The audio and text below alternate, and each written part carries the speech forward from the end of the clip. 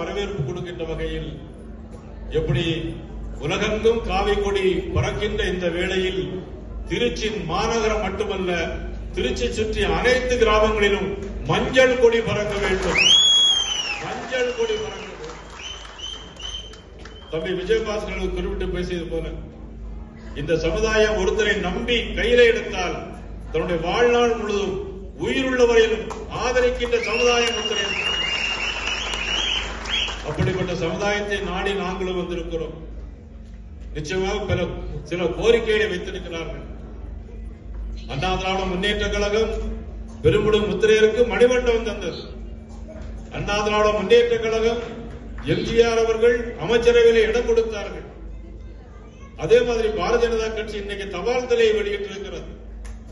ஆக உங்களுடைய கோரிக்கைகள் என்பது நியாயமானது. ஆனால் காலம் எப்படியெல்லாம் இருப்பது என்பதை பொறுத்து உங்களுடைய கோரிக்கைகளை தேசிய ஜனநாயக கூட்டணியுடைய தலைமைக்கு எடுத்துச் சொல்லி சந்தர்ப்பம் வரும்போது உங்களுக்கு நாங்கள் பக்கபலமாக இருப்போம் என்ற நேரத்தில் தெரிவித்து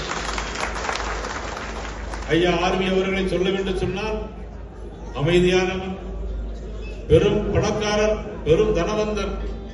அவர் இந்த சமுதாயத்தில் ஈடுபடுத்த வேண்டும் என்ற அவசியமே கிடையாது.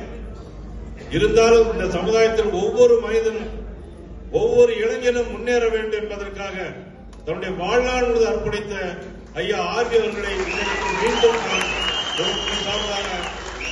வருக என வரவேற்று தம்பி இளவல் வரதன் அவர்கள் தொடர்ந்து இதிலே பணியாற்ற வேண்டும், தொடர்ந்து தேசிய ஜனநாயக கூட்டணியின் ஆதரவு தர வேண்டும் என்று நேரத்தில் கேட்டு வந்தவர்களை வாழ்த்தி வணங்கி வாய்ப்புக்கு நன்றி கூறி விடைபெறுகிறேன். நன்றி, வணக்கம்.